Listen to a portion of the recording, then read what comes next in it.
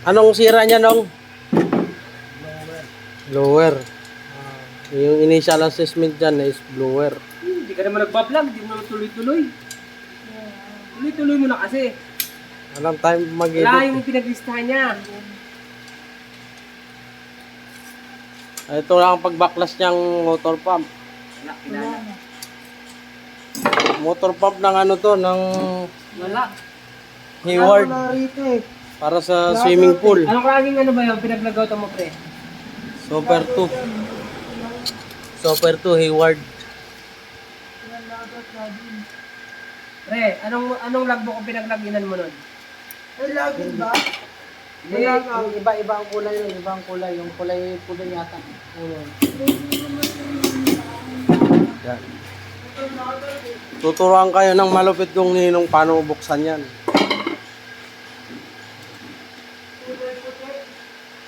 Kulay puti, wala namang kulay puti yung logbook dyan. Step by step.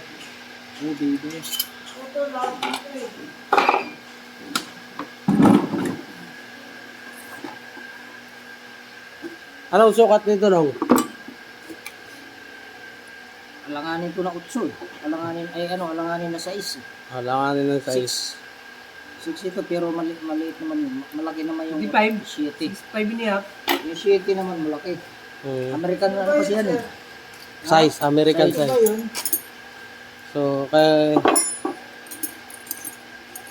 Yung 7 malaki naman. Ito ba, pre? hindi yan, yung isang logbook. Tingnan mo, may sulat ka rito eh. Ay, sulat eh. January 30. Nandiyan ba? Yan yata. Ay, Kailangan niya ng ganito Sorel. Sorel. para ang pang isa. bukas. Johanna, Sorel. At kung mapapansin niyo, nilalagyan niya ng mark para pagbalik. Hindi siya sakto-sakto Yes. pagbalik. Buktukin mo lang yan sa bandang Hindi mo nga tutan. sinama yung ano, pre. Matatanggal na yan ng kusa.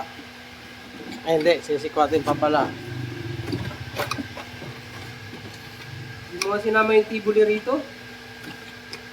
Ingay mo naman eh, nag-ano ako eh. Laki. Kawawa sir, bigay eh. Ayan, pagkatapos yan, pwede mo na siyang sikwatin, maghihiwalay na yan. Yun. Ayan, maghihiwalay na yung Lumuwag. yun. So, Di naman sira. yung blower lumuwag, kumalas sa ano niya, sa thread. Ba't umiinit yan? Gumagana yung motor na yan, pero sobrang ingay. So, yan lang naman ang kadalasan sira niyan. Either bearing Yan sa Gitopsi. o kaya yung motor pump. Sir eh. Meron Pan. dyan. May Anong tawag dyan, epoxy no? May mga bagong epoxy dyan. Air pan ng motor pump. Meron mga pala rito sir. Ano? Meron na. Yung nakaraan ako lang na ano. Para hindi na kumasto. Gato eh. Sorel, Johanna. Ayan, no? Ito na lang ito. Para tanggalin, kailangan niyo ng vice grip.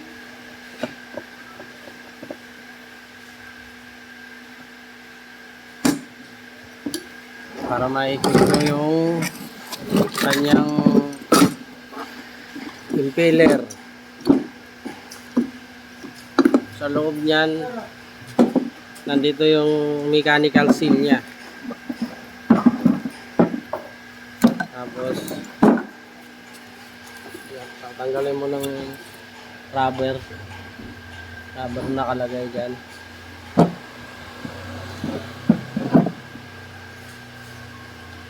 Tapos next step dyan, iwalay na yan sa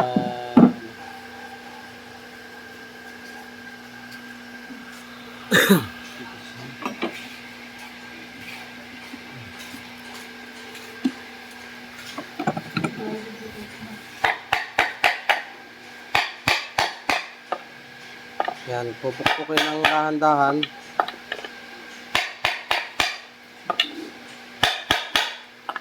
bearing yun ah. Yung lock niya yata dyan, oh.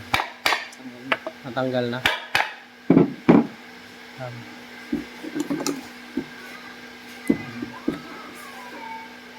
Tapos yung pukpukin.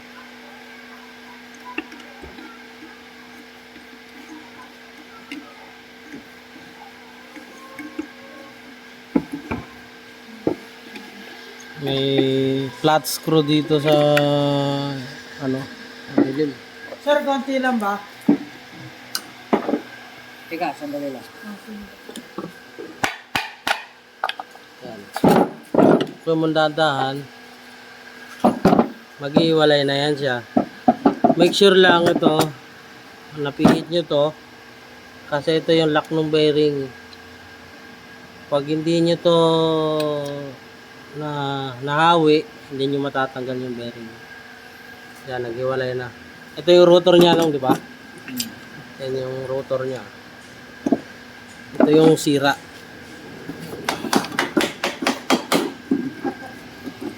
Ito yung sira niya, motor pump pad. Bagger.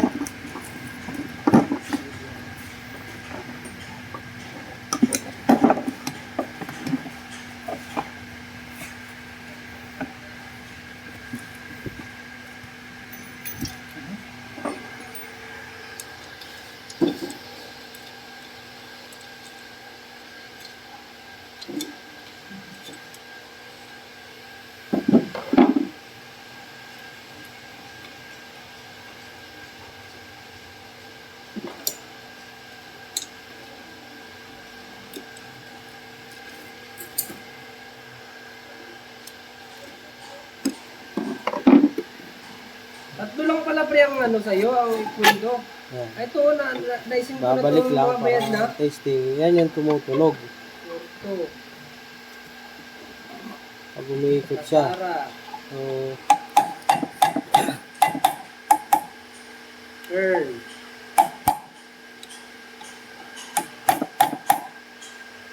Shield. papalitan ba yan o hindi? Hindi ba siya sira? Tanggal lang sa...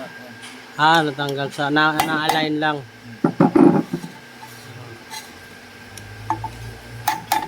Kailangan lang siya i-align.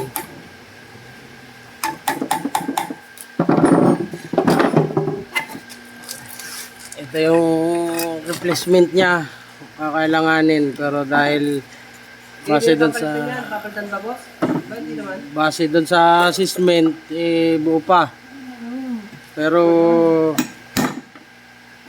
pinakita ko lang sa inyo itong pang replacement pagkakailangan nyo ng ano, palitan. Ano daw?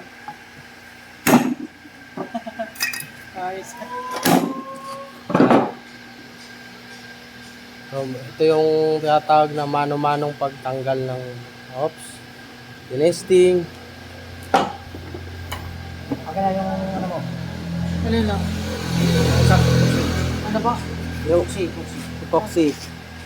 So, since hindi pa siya basag, so pwede pa siya epoxy temporary. Hindi ka na pa ano. Pag nabasag na to mismo ano, kailangan niyo na yung bago. Kailangan niyo na to. Pero dahil hindi pa naman basag, so epoxy muna. Gawa muna ng paraan para makamura si client. At ito nga pala ang gamit ni Lang to. AB po yan. Maybe ba ito? Opo. AB yan. Ito palang magandang recommendation ni Ninong Floro na epoxy. Ano kaya pag buminit yan? Pwedeng Pag buminit yan. pwedeng ilagay dito. Ito yung Pioneer Nansag epoxy ENB. So, yan lang yung recommendation na epoxy.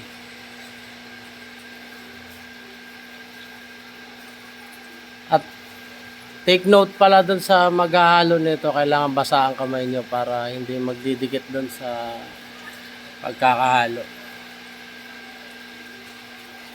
Kukuha lang kayo ng konti. Dapat parehas ang dami. Anong dami nung B, ganun din sa A. Tapos haluan nyo lang, ganyan. Hanggang Ito lang sa, pala, pre, ang repair, kala ko 4. hanggang sa maramdaman na uminit. Pag uminit na yan, ibig sabihin halo May na. dinala pa akong isa nun eh, huli. Alin? Yung huli. Ayan, ayan siya, may tubig siya para Di ba yung kinuha ni Romel? pag lumidikit, kailangan. Isa pa yun. Kaya naging 4 eh. Ito, sir, parawan nito. Anong motor yun? Ayun, dineliver ni paring Romel nga, ano nakaraan. Anong motor yun? Kasi, Yung pinaras mo yun eh. saan Hindi ko nga na yun? maalala ang anong bay niya yun. Hindi ba dyan sa ano? Hindi ba yung dyan sa... Pinaras mo yun. Maliit na motor. Ah, dyan sa ano? Sa Fame? Hindi kaya sa Fame? Hindi, maliit na motor. Paalala mo sa akin. Sa Shine?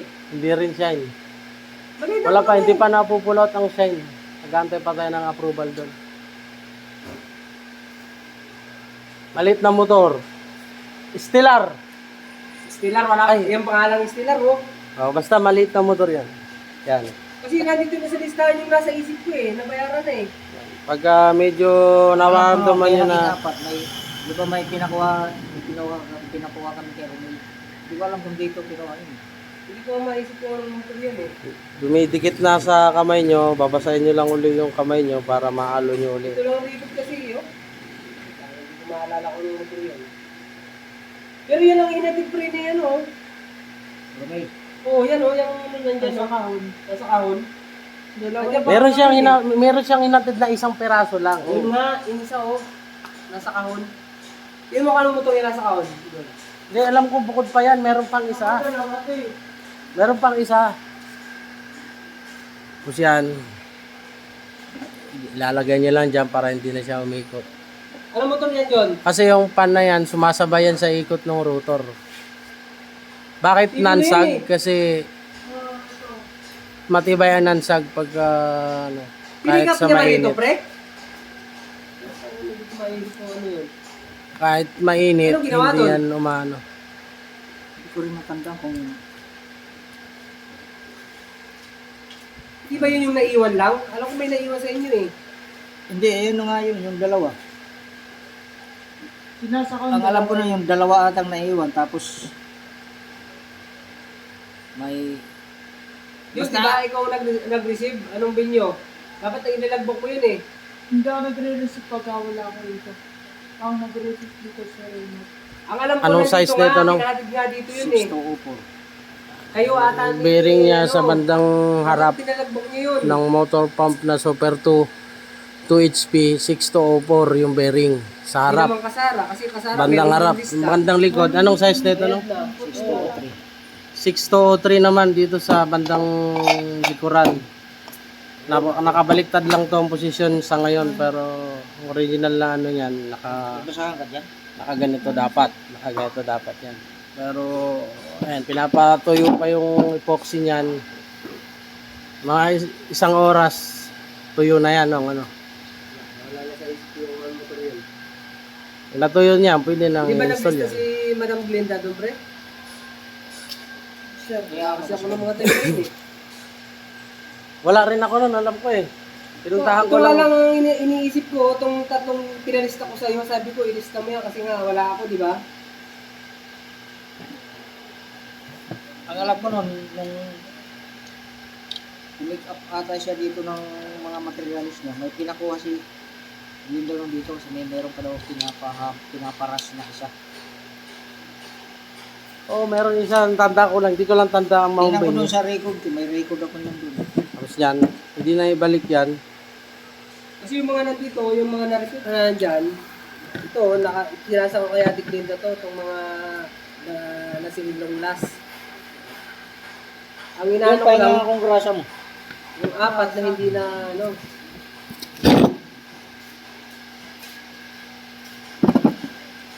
Yan, unti-unti na siyang binabalik. ko na-install. Tapos yung lock, pipihitin na yung Surel, lock. hindi naman surel. Ah!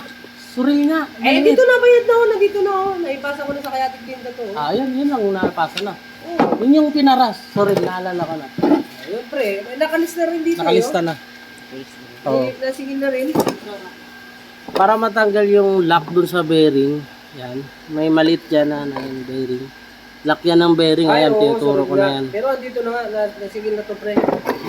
Dito yung pihitan yan para andito oh.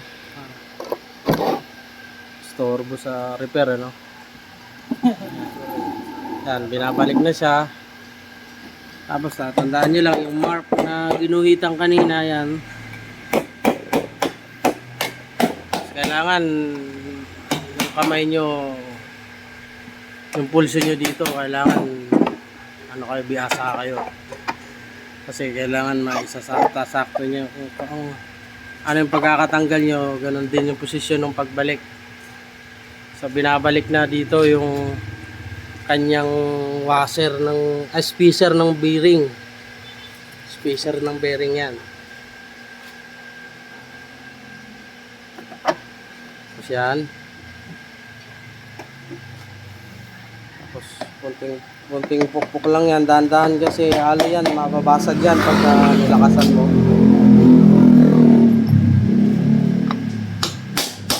Kailangan may special tools na ginagamit para dyan talaga.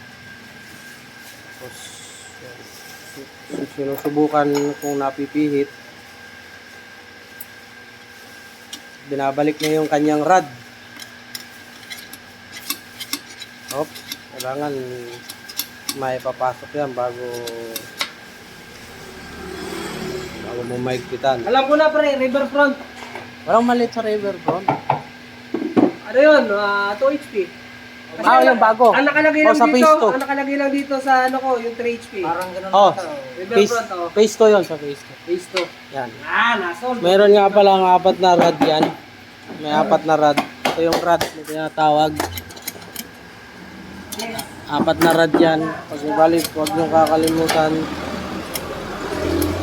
Huwag nyo kakalimutan yan medyo masikip. Kailangan ng grasa.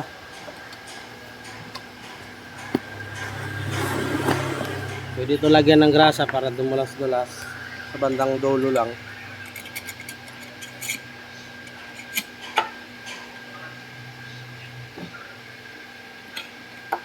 Sigpitan na.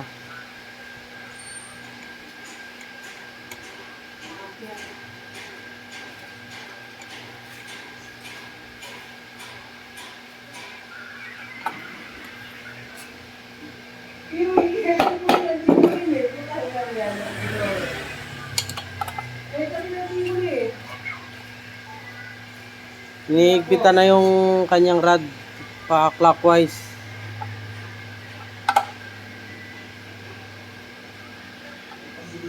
Clockwise yan mga kalanggam.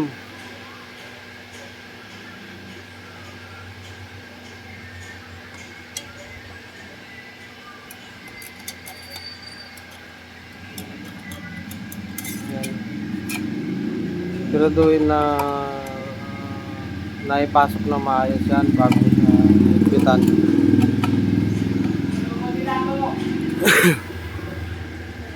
Natanong.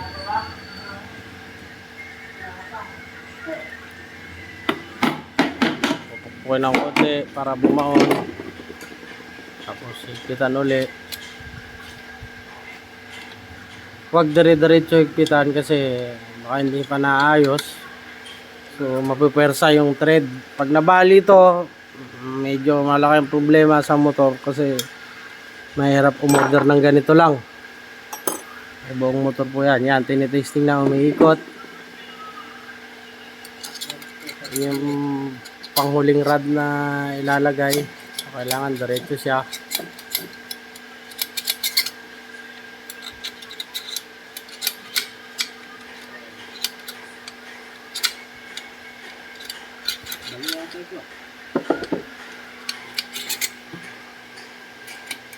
Tatlo yan lang yan, tatlo. Tabingi. Tabingi no. Yan. Yan. Sorel pala. Yan, Sorel nadali. Riverfront. Ay, putang na. Sorel Riverfront S Residence. Yung S kayo nagbulat na, di ko Tsaka, maalala. Buhana. Ayok.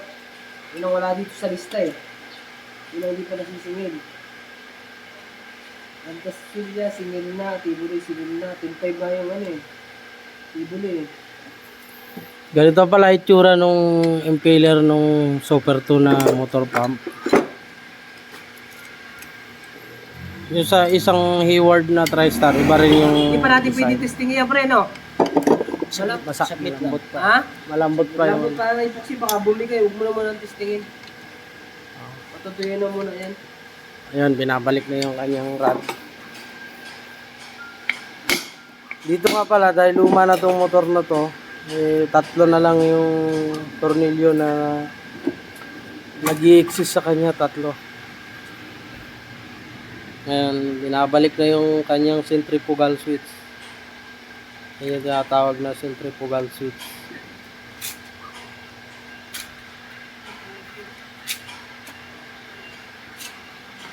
Sa pagbalik niyan, kailangan nyo ng grasa at flat screw. Flat screw lang ang katapat dyan ng centrifugal switch. Balik na yan. Yung centrifugal switch.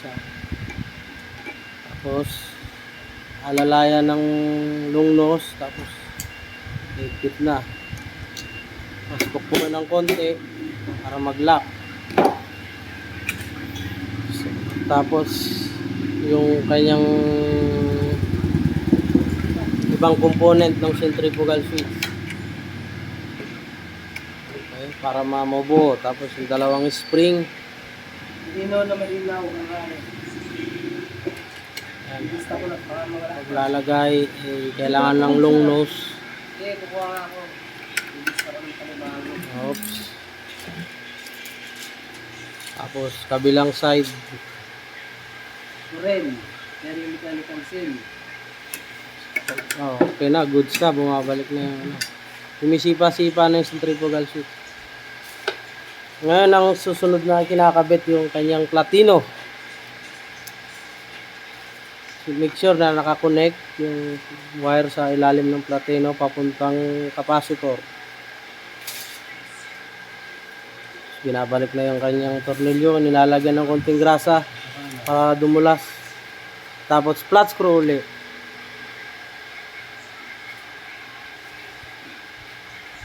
Tapos, yan, tinitesting yung kanyang centrifugal switch. Kumakagat dun sa kanyang platino. Ibig sabihin, goods. Meron? Tatawa dun. Tatawa dun. Ayan, kinakabit na yung kanyang capacitor. Capacitor naman, 3 wire lang yan. 2 ang dilaw, magkasama. Tapos yung isa, nakakonect dun sa kanyang platino. Yan. Sa capacitor nga pala nito guys, ito sa Super 2, ito yung tinatawag na starting capacitor. 161 UF. Nabalik na kanyang tornilyo. Tapos flat screw again. Flat screw.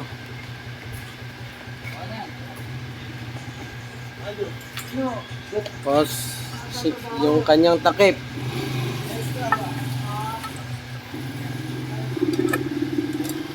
Binabalik ng kanyang takip. Siguraduhin lang na ano, papasok to ng tama dyan kasi hindi yan masusuksok pag hindi katulad yan, no? Iba-iba pag veterans, saglit na lang.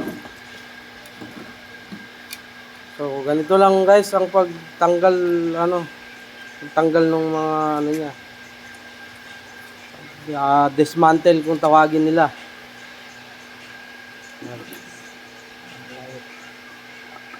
Malapit na matapos.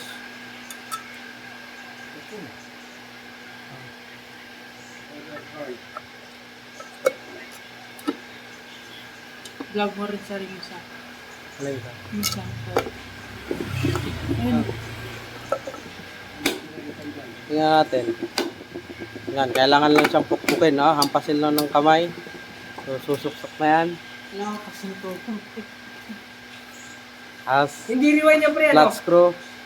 Ano, Blower. Blower lang. Repair. Connector. pinagtan mo rin ba ng blower yan? Hindi. Oh, nakapalitan ng blower ito. Ha? Palitan ng blower ito.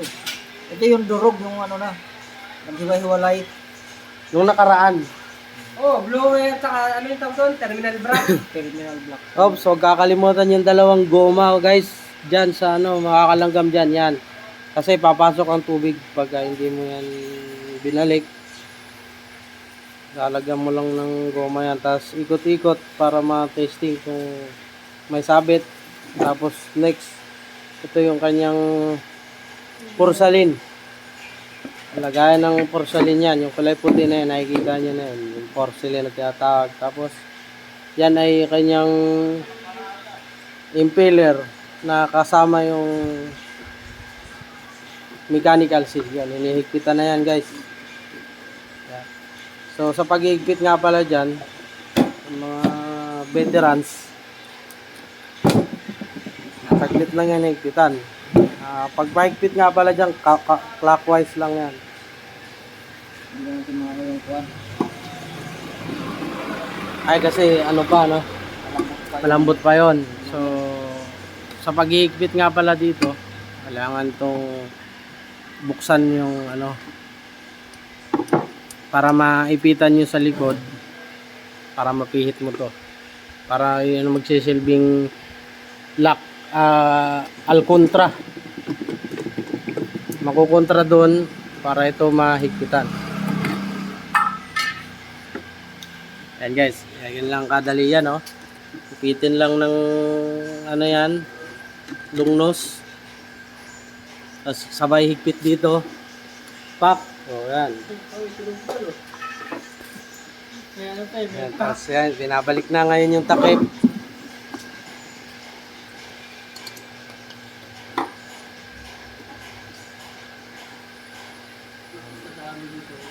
Ano nga pala dyan, yung flat screw lang kailanganin dyan para mahigpitan yan.